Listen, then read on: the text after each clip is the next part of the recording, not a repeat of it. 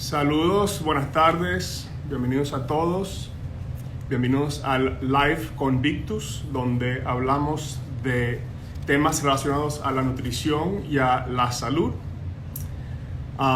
Veo que ya nos estamos conectando, perfecto, ya veo algunas personas conectándose ahí. Mi nombre es Armando Triana y los acompaño hoy desde la sede de Victus en la linda ciudad de Miami. Ya veo muchos conectándose, perfecto, ya estamos en vivo. Y ahí estaré vigilando los invitados de hoy. El tema de hoy es COVID-19, algo que creo que nos afecta a casi todo el mundo, o a todo el mundo hoy en día. Y vamos a estar hablando específicamente de los efectos del COVID, los síntomas del COVID y cómo afecta el estado nutricional del paciente. Y vamos a estar hablando sobre cómo podemos abordar estos efectos nutricionales que pueden ser muy importantes en el paciente. Y hoy, como creo que ya me escucharon decir, vamos a hacer algo un poquito diferente. Normalmente tenemos un invitado, ahí tenemos la primera. Esta vez vamos a hacer el live con dos invitadas. La nutricionista licenciada Tatiana Moreno, que se acaba de conectar ahí, y ahora estamos esperando. Buenas tardes, ¿cómo Hola, están? ¿cómo estás? Bien, Bienvenida. Armando, ¿cómo vas? Y ahora estamos esperando, Tatiana nos acompaña desde Bogotá, en Colombia, y ahora estamos esperando a la doctora Aurora Bustamante, que se conecta desde Nicaragua. Allá todavía no la veo, creo que la voy a invitar yo, si me permiten un segundo. Ahí está. Y ahí le estoy enviando la solicitud para que se conecte la doctora Aurora. En lo que perfecto. Excelente conexión. ¿Qué tal, doctora? Hola, Bienvenida. ¿cómo están? Hola, Gracias. Aurora, ¿cómo estás? ¿Cómo te va? Qué gusto verte, aunque sea por estos medios. Sí. Cierto, ¿verdad? Señora, un gusto estar con ustedes dos hoy. Si me permiten un segundo para presentarlas. En orden alfabético, para no discriminar de ninguna manera, la doctora Aurora Bustamante es médico cirujano, experta en nutrición, tiene su maestría en nutrición y dietética y es docente universitario y es ponente internacional. Creo que muchos de ustedes ya la han visto como ponente. Y la licenciada Tatiana Moreno, nutricionista, también tiene su maestría en nutrición, también es docente universitario internacional. Creo que muchos de ustedes también la han visto. Y de verdad que es un gusto y un privilegio tenerlas a ustedes dos hoy aquí para hablar de este tema tan importante. Bienvenida de nuevo. Bienvenidos a todos los que se están conectando, que ya veo que son unos cuantos. El licenciado, doctora, como ya comenté, el tema de hoy es COVID o SARS-CoV-2, como a veces se llama el síndrome que produce el virus. Y vamos a estar hablando de los efectos nutricionales o los problemas nutricionales que pueden causar los síntomas del COVID y cómo podemos abordar estos problemas desde el punto de vista nutricional. Sabemos que algunos son bastante leves, puede ser simplemente la pérdida de gusto, la pérdida del olfato. Algunos pueden ser mucho más severos, como problemas respiratorios. Entonces queremos hablar de estos en un poco más de detalle y ver cómo podemos abordarlos desde el punto de vista nutricional.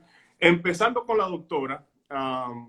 Doctora Aurora, cuéntanos un poco sobre los diferentes síntomas o síndromes que pueden ocurrir con el COVID para tener una idea general sobre ellos. Muy bien, Armando. Al principio, cuando surgió esta pandemia, de hecho, se le conocía como una nueva neumonía que surgió de un virus que venía de China y pensábamos precisamente que era una enfermedad, y tal está su nombre, síndrome de dificultad severa. Creíamos que era algo que solo comprometía el sistema respiratorio. En la actualidad sabemos que el SARS-CoV-2, que causa la enfermedad, que es la COVID-19, es una enfermedad sistémica que afecta todos aquellos órganos en donde se exprese la enzima convertidora de angiotensina 2, que es el medio que usa el virus para entrar en nuestras células, van a tener afectación. Entonces, ¿cuáles son estos órganos que afecta este virus? Empezando por el pulmón.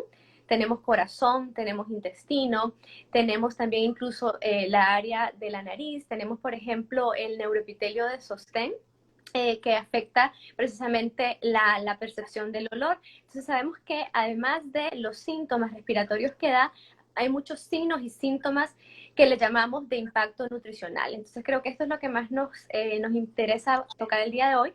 ¿Y cuáles son estos signos y síntomas de impacto nutricional que podemos desencadenar como consecuencia de la infección? Bueno, tenemos empezando por la anosmia o por la hiposmia, la ageusia o digeusia, que es alteraciones en el sabor.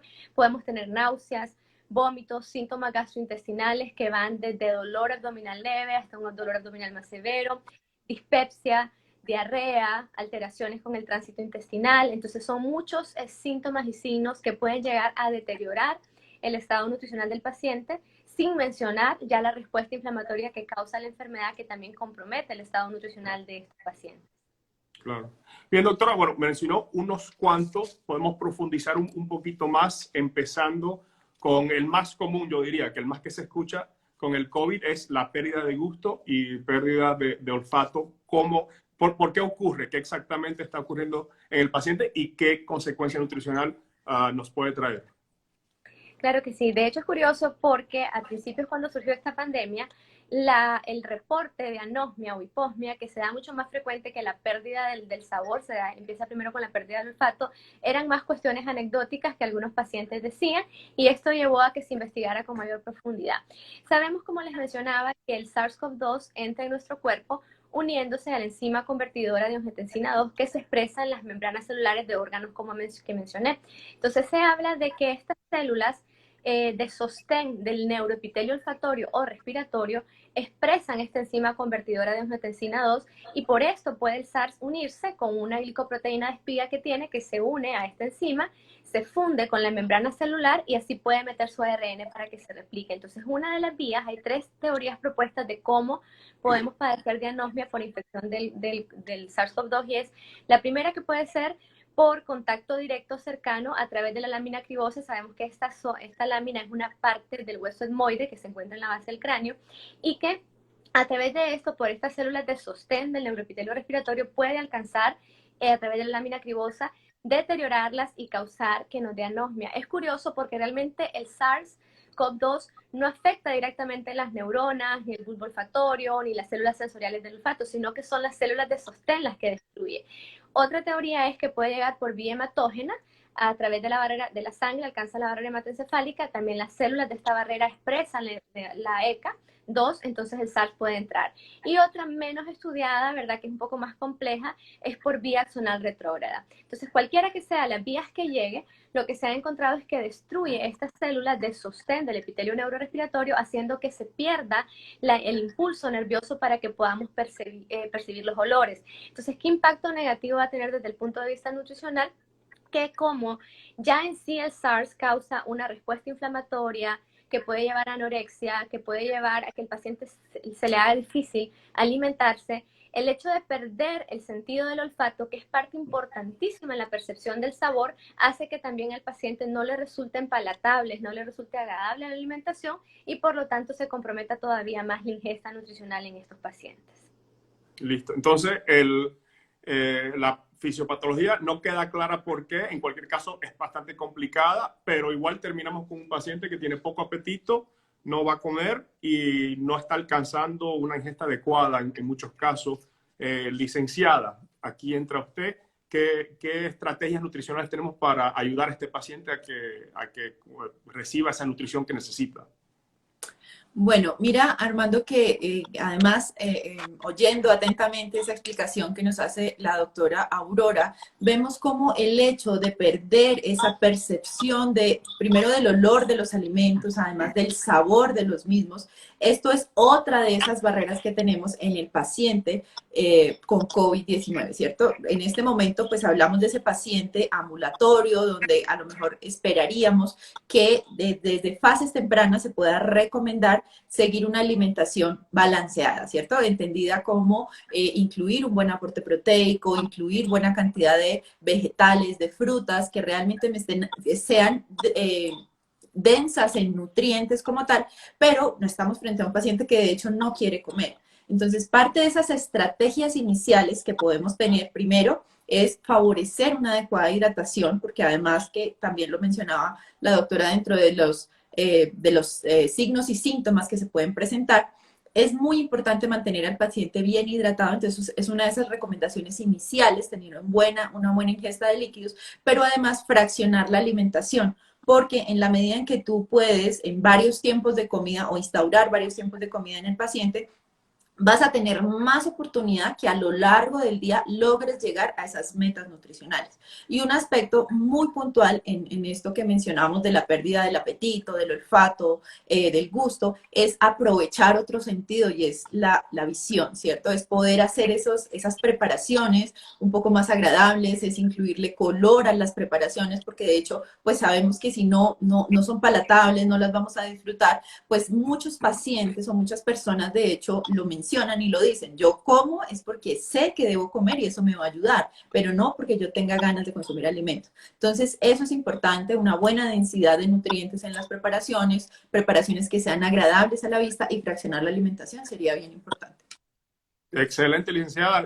Increíble que a veces se nos olvida lo importante que es la vista, ¿no? Que algo se vea rico es importante para uno quererlo ver, no es solamente el sentido del sabor. Entrando en otras condiciones o consecuencias del COVID, hablemos de algo un poquito más serio, las alteraciones gastrointestinales, doctora. Háblanos un poco sobre qué causa estas alteraciones, cuáles son, qué puede ocurrir en el COVID y cuál es la causa. Ok, pasa que como les mencionaba, parte de las células que también expresan esta enzima convertidora de angiotensina 2, que me van a escuchar mencionarla porque es parte importante de entender la fisiopatología, son precisamente las células intestinales, predominantemente el intestino delgado. Entonces, antes se creía que las manifestaciones gastrointestinales de estos pacientes, sobre todo los pacientes en UCI, eran por consecuencia de la respuesta inflamatoria, de que estaban con aminas vasoactivas, de los antibióticos, pero estudios luego, para junio, julio, demostraron que evidentemente el SARS-CoV-2 puede entrar en la célula intestinal, liberar su ARN para replicarse y por lo tanto destruir células tanto de la cripta como de las células que se encuentran ya más arriba en los ápices, en las vellosidades. Entonces esta invasión por el SARS-CoV-2 que llega a través de la saliva, ¿verdad? Nosotros llega a través de la nariz, luego tenemos en la saliva, estamos tragando y llega este virus al intestino, causa alteraciones en la barrera intestinal, causa destrucción de las células, causa aumento de la permeabilidad. Incluso se ha visto que así como deteriora las células de Globet que tenemos en la nariz, también las células globales que tenemos en el intestino que son productoras de moco intestinal. Entonces cuando se pierde esta barrera, que es el moco, y luego también se pierde la barrera física, que es el epitelio intestinal, vamos a tener evidentemente manifestaciones que van desde casos leves, que podríamos decir como disconfort abdominal, hasta casos más severos de diarreas complicadas de tratar. Podemos tener también náuseas severas y que de hecho se manifiesten como vómito, y esto impide muchísimo la alimentación. Y el intestino, de hecho, es un punto clave con el SARS-CoV-2 porque cuando se pierde esta barrera intestinal, parte de las toxinas que se encuentran en la luz intestinal, incluida la misma microbiota, pueden salir a través de este aumento de la permeabilidad, alcanzar la circulación sanguínea y de hecho aumentar aún más la respuesta inflamatoria. Entonces, se ha visto incluso que puede ser signo de riesgo o de peligro que el paciente tenga manifestaciones gastrointestinales tempranamente durante la enfermedad. A veces ese es el motivo por qué tenemos que hospitalizar al paciente, si tiene estas manifestaciones a nivel gastrointestinal que te mencionaba, diarrea, vómitos, náuseas, estomacal y demás. Entonces, por una parte, podemos tener síntomas tal vez no tan fuertes, tal vez un poco de dolor que por mucho te va a reducir el apetito.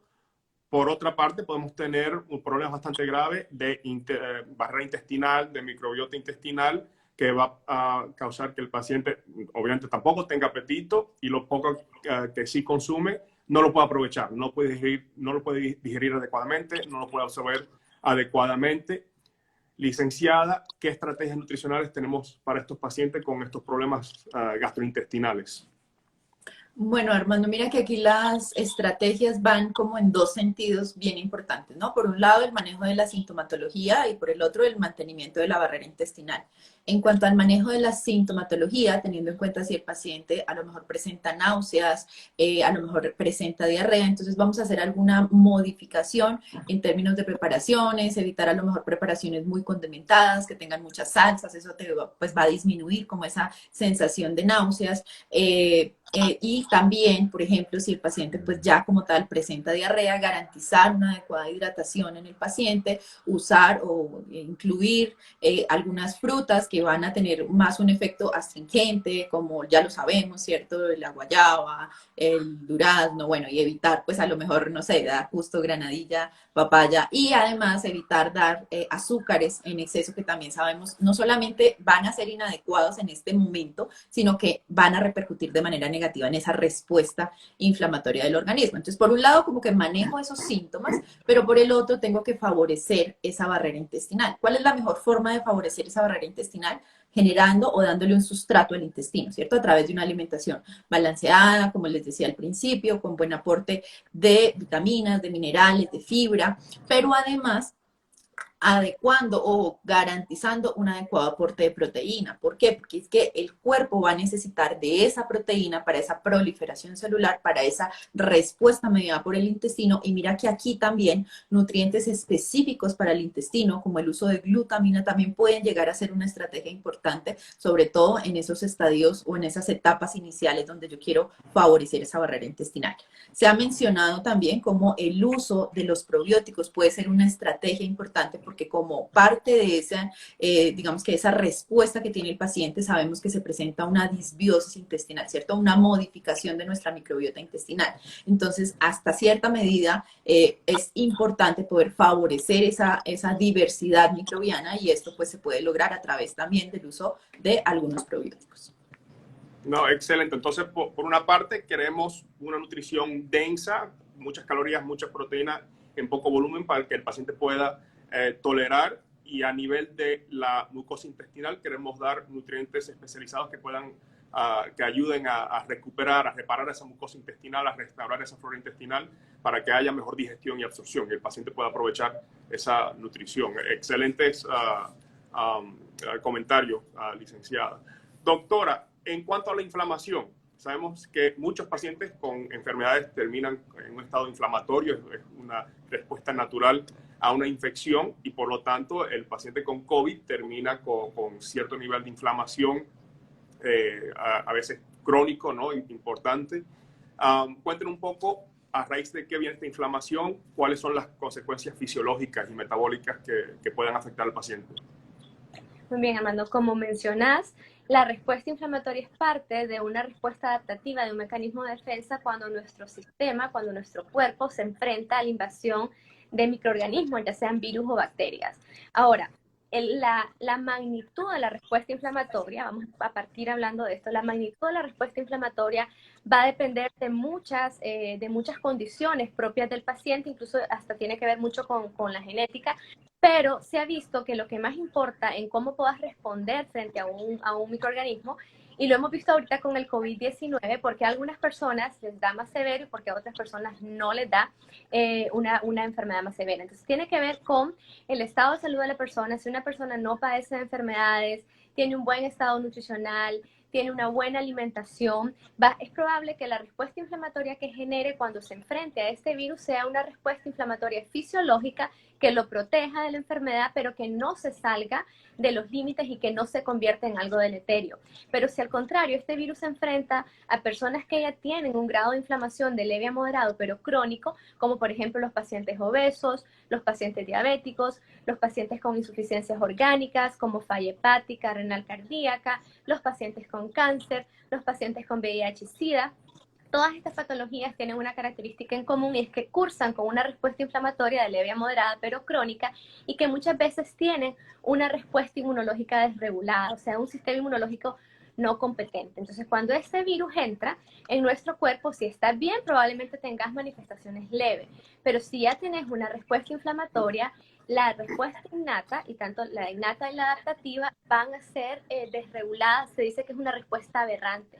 Entonces los monocitos, los macrófagos, los linfocitos B y T infiltran tejidos y células a donde este virus esté, en este caso el pulmón, el riñón, el corazón, el endotelio vascular, que es lo que lleva incluso a causas de hipercoagulabilidad y demás.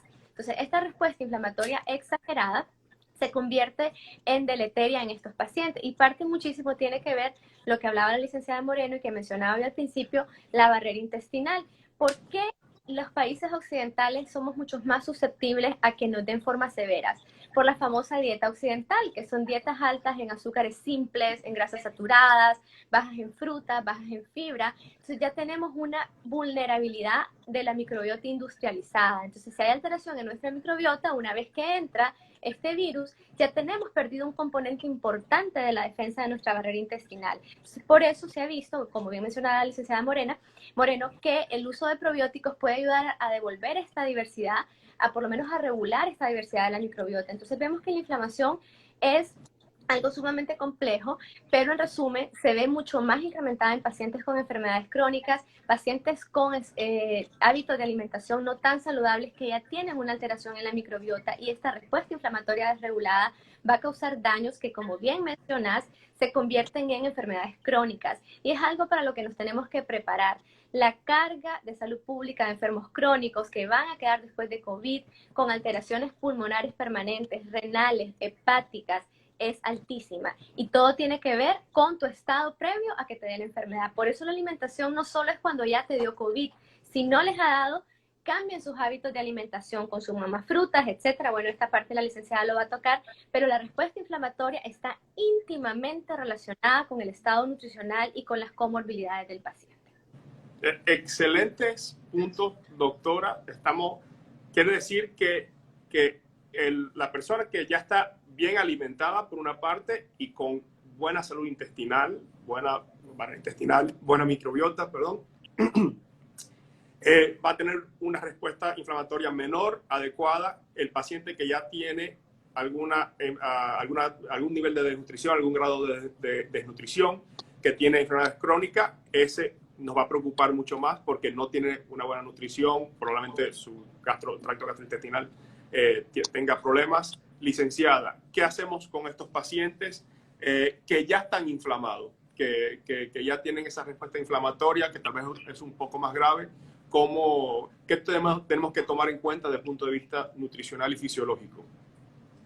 Bueno, teóricamente, y creo que hago esa aclaración, ¿cierto? Porque en un escenario ideal, pues teniendo en cuenta toda la información actual que tenemos en cuanto a esa relación entre la alimentación y la respuesta inflamatoria, hay muchas cosas por hacer, ¿cierto? Y bien lo menciona la doctora Aurora, el hecho de modificar nuestros regímenes de alimentación, el hecho de incluir más granos enteros, de disminuir el consumo excesivo de azúcar, el disminuir el consumo excesivo de ultraprocesados, favorecer las grasas saludables como las provenientes de las nueces, frutos secos, del aguacate, del aceite de oliva.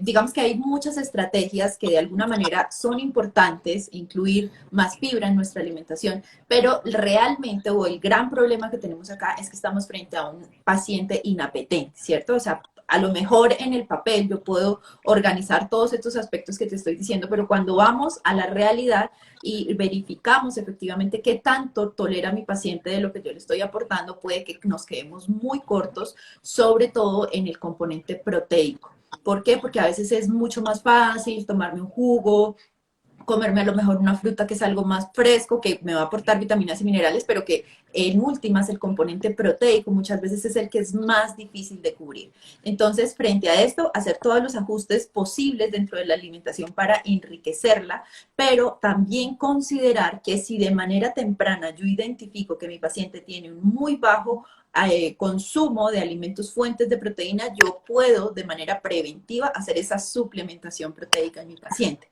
O si al hacer esa evaluación identifico que no solo la proteína está afectada, sino en general el aporte total de nutrientes, considerar de manera oportuna el uso de suplementación nutricional oral, ¿cierto? Favoreciendo eso, que no sea rica en azúcares, es decir, que preferiblemente sea baja en carbohidratos, que aporte grasas monoinsaturadas, considerar el uso de probióticos en aquellos pacientes donde además conocemos una historia de bajo consumo de frutas, de verduras, donde su barrera intestinal puede estar lesionada o donde hay patologías previas que sabemos que los hace como vulnerables en términos de que ya puede existir una disbiosis intestinal. Y es parte del enfoque, ¿no? De hecho, uno cuando lo revisa, la literatura nos menciona cómo para regular o equilibrar esa respuesta inflamatoria, ¿cierto? Entre lo proinflamatorio y lo antiinflamatorio, hay un enfoque muy importante de nutrición personalizada con uso de alimentos funcionales, probióticos, prebióticos, y esto claramente pues va a favorecer al paciente.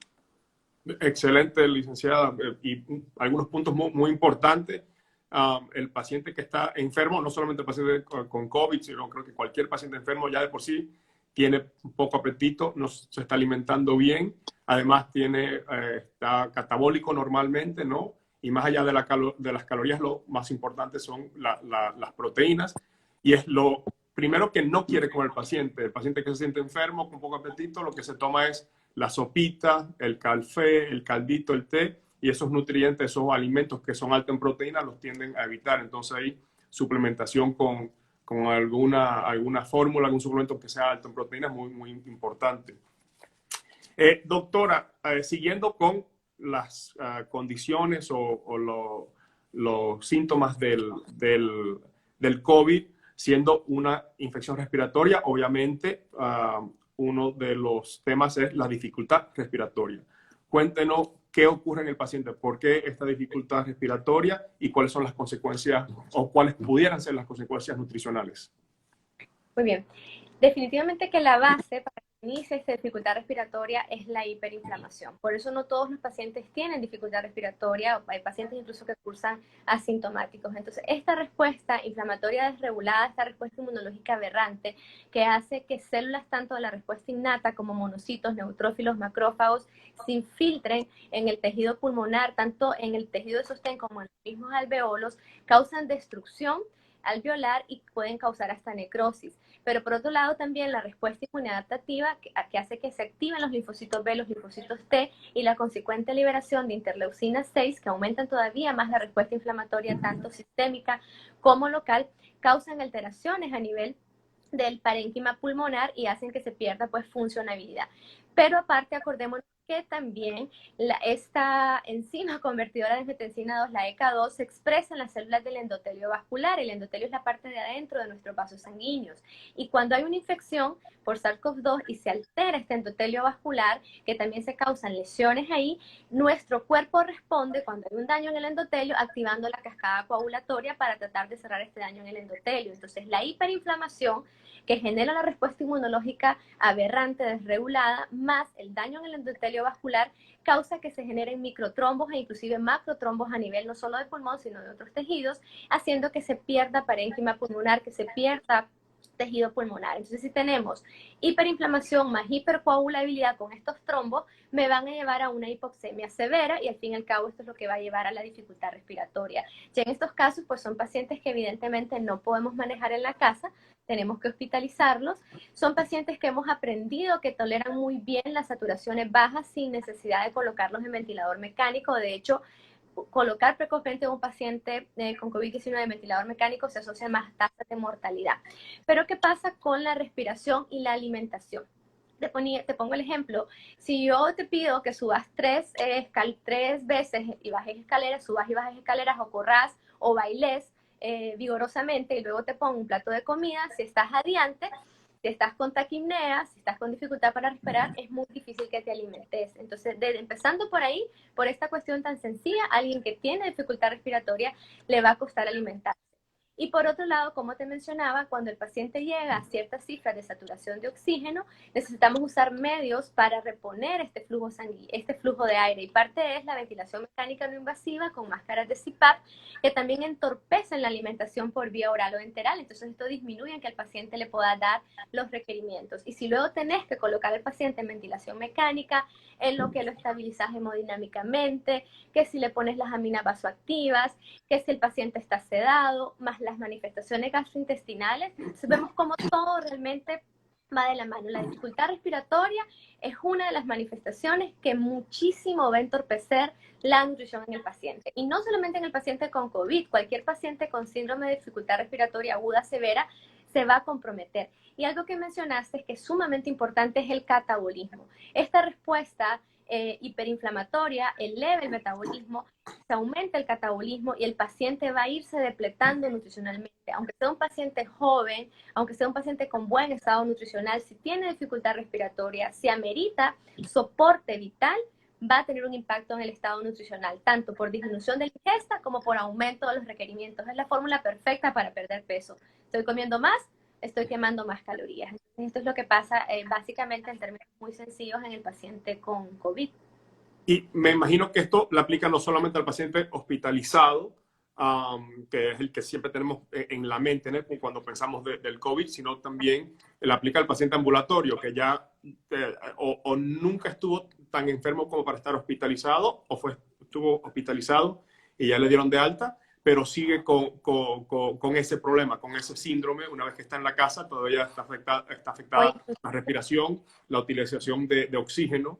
Exacto. Entonces tenemos un paciente que tiene poco apetito por una parte y por varias razones no puede comer, no puede asimilar bien la nutrición porque no utiliza bien el oxígeno. Inclusive Armando, la terapia médica, muchas veces por la pandemia no tenía suficientes camas en hospitales, tanto en hospitalización como en UCI, y tenés que quedarte un ratito más con el paciente ambulatorio, a veces hasta con cánulas nasales, o incluso antes, cuando el paciente te empieza a saturar 91, 92, entonces decís, ok, póngase en posición prona, sin necesidad de estar, ¿verdad?, evidentemente con ayuda de ventilatoria, sino que para hacer reclutamiento alveolar uno les manda ejercicios en posición prona, y estar en posición prona, si comiste, te hace sentir incómodo. Entonces también incluso eso hace que el paciente no quiera comer. Otra cosa también es el miedo, la parte psicológica es importante. El paciente que siente que tiene COVID a veces le falta el aire hasta por ansiedad, y eso evidentemente el paciente no va a ¿Pasa? Le pasó a mi esposo, de hecho, ¿verdad? Que él juraba que ya le iba a dar un paro respiratorio. Yo, tranquilo, es más la ansiedad, y no quería comer. Entonces dije, bueno, ahora sí está enfermo, porque para que no quiera comer. Entonces también son muchos factores los que influyen desde que el paciente esté en casa. Y como bien mencionabas, peor el paciente que ya estuvo en UCI, que regresa a su casa, son pacientes que a veces son olvidados. Pensás en el que está antes del hospital, el que está en el hospital, y el paciente post-COVID, ¿qué pasa? Es paciente que también queda con mucha dificultad. Bien, licenciada, en estos pacientes con esta dificultad respiratoria, con esta falta de oxígeno de cierta manera, no tanto el que está hospitalizado, que ya sabemos que va a tener una terapia bastante intensiva, en el ambulatorio, ¿qué terapias nutricionales, qué intervenciones nutricionales se recomiendan? Sí, justo iba a hacer esa salvedad, ¿no, Armando? Porque creo que la doctora nos explicó muy bien cuando además esta dificultad respiratoria se convierte como en ese signo, en esa alarma para poder o para definir la hospitalización del paciente, ¿no? Pero como también lo menciona, esa falta de aire o esa dificultad se presenta mucho en los pacientes ambulatorios, ¿cierto? En los pacientes que aún están en su domicilio y que literalmente como que nos faltó el aire en algún momento cuando pasamos por la enfermedad, ¿cierto? Entonces, algunas estrategias que se consideran importantes en este punto y que, como te digo, todas estas estrategias a lo mejor por pensar que es en un paciente ambulatorio pensamos que como que no tienen tanta relevancia, pero mira que en este punto, volviendo al tema del fraccionamiento de la alimentación, es súper importante, porque seguramente con esa dificultad que hay entre coordinar respiración, deglución, va a ser mucho más fácil hacerlo en bocados o en tiempos de comida pequeños a lo largo del día, que pretender que a lo mejor en una comida copiosa o en dos, que a lo mejor normalmente estés acostumbrado a hacerlo así, pero que en ese tiempo logres realmente consumir el total de nutrientes que necesitas. Entonces, ese fraccionamiento de entrada es muy importante. Otro aspecto importante al que poca atención le prestamos es el tipo de preparación. No se trata de que el paciente pues tenga que darle una alimentación licuada, pero lo que sí puedo favorecer es el uso de preparaciones de fácil masticación, ¿cierto? Porque en última sabemos que eso es lo que va a generar o va a aumentar esa fatiga en el paciente, y la razón además por la que uno muchas veces tiende a preferir es un alimento líquido, cremas o sopas que sabemos que no hay que masticar y que no hay que generar como tanto trabajo de masticación. Entonces, favorecer preparaciones de fácil masticación también es importante. Favorecer dentro de esa alimentación alimentos fuente de proteína sigue siendo súper importante, ¿cierto? La doctora Aurora lo decía, es como la fórmula perfecta para perder peso, pero lamentablemente el peso que se está perdiendo es a expensas de músculo, entonces ese músculo hay que protegerlo, hay que cuidarlo, entonces hay que favorecer ese consumo de proteína en el paciente. Otra recomendación que sería relevante e importante acá es el alejar el consumo de alimentos sólidos de los líquidos, ¿cierto? En parte porque sabemos que además, entre muchas otras cosas, esto favorece la acción de la amilasa salival, hay un adecuado proceso de masticación, el hecho de que logres una adecuada trituración de los alimentos al llegar al estómago favorece también el proceso de digestión. Y muchas veces cuando consumimos líquidos al tiempo lo que hacemos es empujarnos, por decirlo de manera sencilla, como en la comida. Entonces entorpecemos ese proceso de digestión. Y además también afectamos nuestra capacidad gástrica. Entonces se trata es como de optimizar esos nutrientes que estamos consumiendo, ¿cierto? Entonces si yo logro separarlos y más bien aprovechar todos los tiempos intermedios para tener una adecuada hidratación, seguramente también voy a poder controlar un poco más esta sensación de falta de aire y de dificultad respiratoria. Entonces, lo ideal en estos pacientes, desde el punto de vista nutricional, son alimentos o suplementos nutricionales que sean altos en proteína, densos en calorías, que se puedan consumir en pequeñas cantidades, pero recibir mucha nutrición, y que sean fácil de consumir, líquido o cremas Sí. que no requieran mucha masticación. Y ahí haces ahí hay que aclarar algo importante, ¿no? Porque tú dices densos en calorías, pero recordar que ese densos en calorías no significa que sean ricos en azúcares, ¿cierto? Porque además ese exceso de carbohidratos Claro, en los pacientes nos puede afectar de manera importante esa producción de CO2 y sabemos que eso en últimas va a impactar negativamente en ese intercambio gaseoso y demás. Entonces se busca también que ojalá tengan bajo aporte de carbohidratos y que se pueda favorecer más bien que esa densidad energética elevada sea a expensas de grasas saludables o monoinsaturadas. excelente, excelente. Claro, tiene mucho sentido. Bueno, hablemos ahora de dos condiciones que no son tanto síntomas, sino secuelas del COVID, la disfagia y la sarcopenia, que hemos visto que esto ocurre en muchas personas, de nuevo, ambulatorias, que ya tal vez estuvieron hospitalizados en algún momento, ahora están en casa, siguen con su vida, pero ahora tienen disfagia, tienen problemas con la deglución, tienen pérdida de masa magra. Doctora, cuéntenos un poco este cuadro, qué está ocurriendo con el paciente. Muy bien. De hecho, la disfagia, sobre todo en pacientes que estuvieron en cuidados intensivos, podríamos pensar que va separada de la sarcopenia, pero estos son dos síndromes que van bastante de la mano. Uno piensa muchas veces que la disfagia es causada por la presencia del tubo endotraqueal, sobre todo si estos pacientes tuvieron hospitalización prolongada, estuvieron más de 14 días en unidad de cuidados intensivos, y aunque en alguna medida el tubo endotraqueal puede inducir disfagia, realmente en los pacientes con COVID esta disfagia se asocia sobre todo a la sarcopenia. ¿Qué es la sarcopenia? Pues ya sabemos que la sarcopenia, en su definición más sencilla, es la pérdida de la masa y de la fuerza muscular. Y la disfagia es una alteración en la deglución. Para que se dé la deglución, muchos músculos están involucrados, músculos de la cara, músculos del cuello. Sabemos que se requiere elevar y bajar la mandíbula, dirigirla hacia adelante, preparar el bolo alimenticio y luego dirigirlo hacia el esófago. Entonces, cuando el paciente estuvo mucho tiempo en unidad de cuidados intensivos con un tubo endotraqueal, que probablemente muchas veces no se alcanzaron los requerimientos nutricionales en el paciente, o la respuesta hipermetabólica hizo que el paciente lisara su músculo, este paciente no solo pierde masa muscular a nivel de miembros superiores, inferiores, abdomen, diafragma, también se pierde un músculo, se disminuye la fuerza y la capacidad muscular en la cara y en el cuello. Entonces la disfagia está muy asociada a la sarcopenia. De hecho, hay un término que se llama disfagia sarcopénica. Entonces son dos cosas que van de la mano.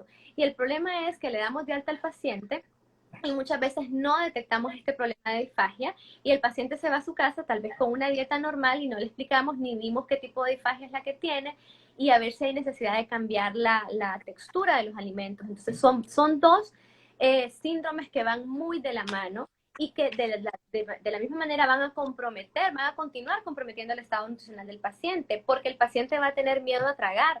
Acordémonos que al fin y al cabo la deglución Claro. tiene dos características, que sea segura y que sea eficaz. Eficaz que me permita adquirir todos los nutrientes y agua para estar bien hidratado y bien nutrido, y eficaz que durante este proceso no se generen complicaciones. Pero si tengo dificultad para hacer el bolo, para tragarlo y siento que comida se me puede ir al pulmón, esto va a generarme mucho temor y va a disminuir mi ingesta. Y por otro lado, la sarcopenia hace incluso que al paciente le cueste sentarse en posición erguida, si fue mucho la pérdida de masa muscular, alimentarse por sí mismo, o si acaso sí puede hacer esto de pacientes que quedan junto con la sarcopenia, con síndrome de fatiga postviral, que les dificulta prepararse los alimentos. Entonces esto lo hace muy complicado. Y como mencionaba la licenciada Moreno, una de las enormes herramientas y ventajas que tenemos en la era moderna de la nutrición es la amplia gama de productos nutricionales ideales que podemos usar, y todas las guías recomiendan que cuando el paciente sale de UCI lo mandemos a la casa. Recordemos que tenemos que continuar con estas intervenciones que la licenciada va a mencionar, porque una vez que el paciente sale del hospital, como cesamos la nutrición enteral, queda en manos del paciente y muchas veces la ingesta es mucho menor en la casa después del acto que lo que le estábamos dando en el hospital, porque lo destetamos completamente, le quitamos la sonda, le quitamos la nutrición parenteral y esperamos que él se alimente por sí mismo. Y a veces a través de la alimentación convencional no lo vamos a lograr. La disfagia y la sarcopenia van a impactar negativamente en la calidad de vida del paciente una vez que salió de la hospitalización. Increíble, doctora. Yo siempre aprendo cosas nuevas con ustedes. Yo tenía la impresión, creo que como muchos, que la disfagia asociada al COVID tenía que ver por la intubación del paciente. Y más bien es casi un ciclo vicioso entre la sarcopenia, que el paciente está desnutrido, pierde masa magra, pierde, por lo tanto, la capacidad de deglutir adecuadamente, termina con disfagia. La disfagia no le permite alimentarse. Eso obviamente va a contribuir aún más a la sarcopenia. Es un ciclo bastante difícil de contrarrestar. Y ahí vuelvo con la licenciada Tatiana. ¿Qué nos recomienda ahí desde el punto de vista de la disfagia? ¿Qué serían las intervenciones, las estrategias?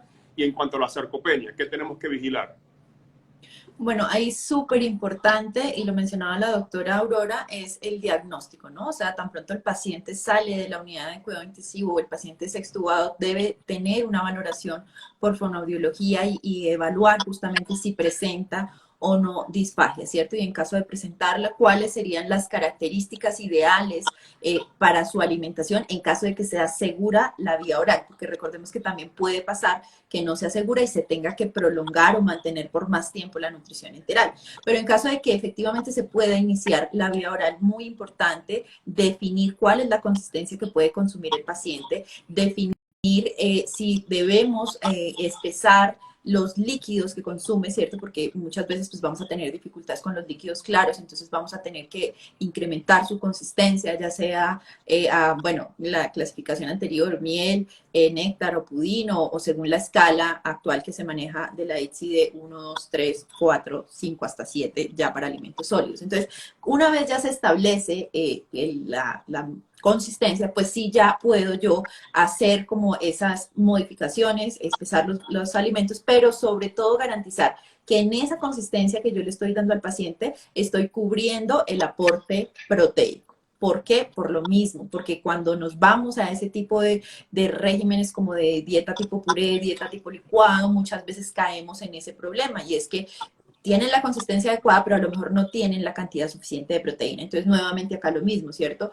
Si es solamente el problema la proteína, pues hay que suplementar proteína en el paciente, hay que incluirla en las preparaciones. Si vemos que es en conjunto, calorías, proteínas, pues buscar suplementación nutricional oral, que sabemos es una de las estrategias recomendadas en esa rehabilitación de los pacientes post-COVID, ¿cierto? De hecho, la literatura nos habla como de esa suplementación nutricional oral como intensiva para lograr o forzar de alguna manera esa recuperación. ¿Por qué? Porque aquí, como bien lo menciona la doctora, es un tema como que se nos une con el otro, y es la pérdida de masa muscular que tiene el paciente, ¿cierto? La sarcopenia, la cantidad de peso que pierden estos pacientes en forma de masa muscular, y la recuperación que muchas veces van a necesitar para poder lograr de alguna manera recuperar ese músculo que se afectó, ¿cierto?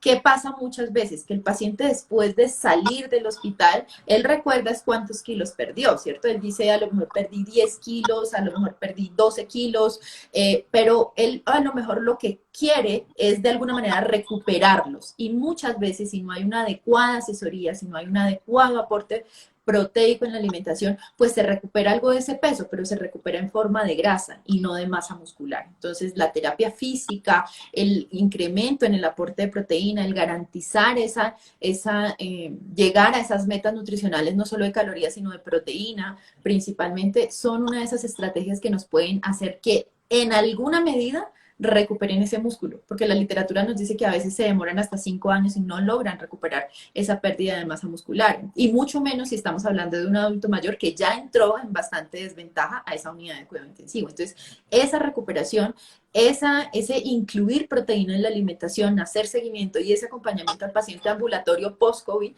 definitivamente es muy, muy importante.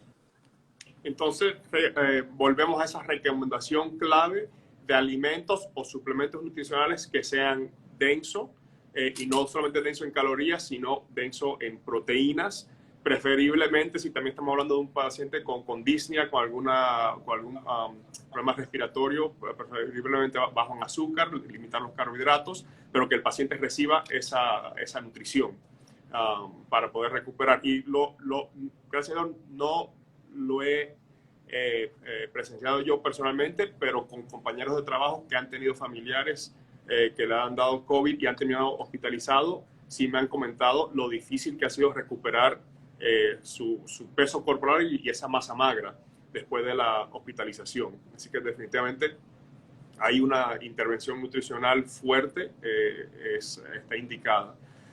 Quiero aprovechar ahora, antes de que se nos acabe el tiempo, responder algunas de las preguntas, que creo que no hay mucha. Aquí veo una: ¿con qué frecuencia el paciente, no sé si dice post-COVID o con COVID, puede presentar daño hepático o daño biliar?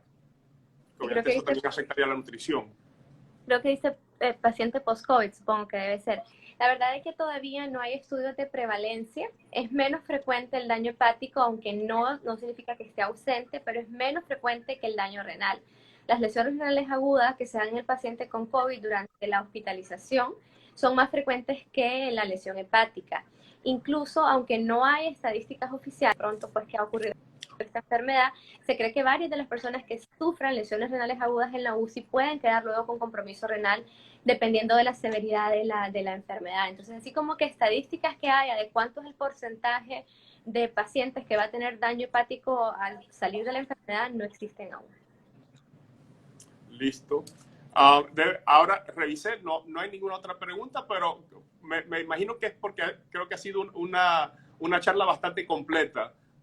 Con la respuesta de ustedes dos, creo que hemos cubierto estos puntos en mucho detalle. Por lo tanto, entonces, nos empezamos a despedir. Muchas gracias, doctora Aurora. Muchas gracias, licenciada Tatiana, por participar con nosotros hoy. Definitivamente vemos que hay muchas consecuencias nutricionales en COVID, el paciente que ha tenido la enfermedad, el paciente ambulatorio. Por suerte, hay fórmulas muy especializadas, altas en proteína, que nos pueden ayudar a abordar los problemas nutricionales en estos pacientes.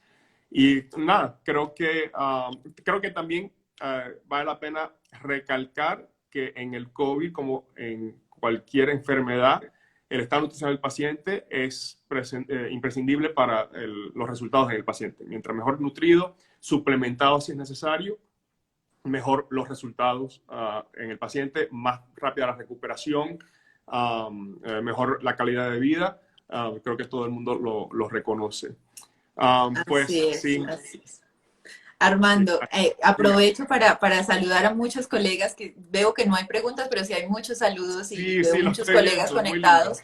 Y lo que tú dices es muy cierto, ¿cierto? Esta pandemia o esta enfermedad nos ha mostrado una vez más cómo el manejo nutricional, el identificar tempranamente estos pacientes, el nutrirlos y el hacer seguimiento definitivamente va a impactar de manera positiva en los desenlaces del paciente, en su evolución clínica y sobre todo en su reincorporación a la vida cotidiana, que en estos pacientes vemos lo difícil que llega a ser. Muchas gracias por la invitación y bueno, muchas gracias a los que nos acompañan. Gracias, Armando. Y solo para agregar algo más, recordemos que tanto como menciona la licenciada Moreno, que es importante la nutrición durante y post-COVID, creo que para mí lo más claro que ha dejado esta pandemia es demostrarnos lo mal que comemos, los pésimos hábitos de alimentación que tenemos, sobre todo en el mundo occidental, porque el COVID ha encontrado un canvas blanco en donde hacer su obra, que ha sido totalmente siniestra y que invito a las personas que aún no les ha dado COVID a que están a tiempo de cuidar sus hábitos de alimentación, a perder ese peso extra que tienen, ganar masa muscular, mantenerse activos, porque así le dan menos herramienta al COVID-19 que los afecte más. Entonces la nutrición ha sido, creo que, algo fundamental en toda esta pandemia y mucha gente ha aprovechado a cambiar sus estilos de vida y van a tener definitivamente menos complicaciones si lo hacen a tiempo. Incluso si tienen pacientes mayores en su casa, es más importante todavía para ellos. Y bueno, gracias por la invitación, gracias, qué alegre verlos, un abrazo para los dos, saludos. Igual, un abrazo en la distancia, qué rico vernos así sea por acá, virtual. Igual, muchas gracias, muchas gracias, muchas gracias. Claro, muchas gracias a todos los que se conectaron. Les recuerdo, como siempre, si tienen alguna duda, alguna pregunta, escríbanos a través de las redes Ictus Latam. Recuerdo de dónde nos escriben para poder mejor atenderlos. Licenciada doctora, un gusto y un privilegio estar con ustedes dos de nuevo y espero que se repita pronto. Que así sea. Un abrazo, Armandito, un abrazo, Aurora. Chao, chao. Chao. Bye.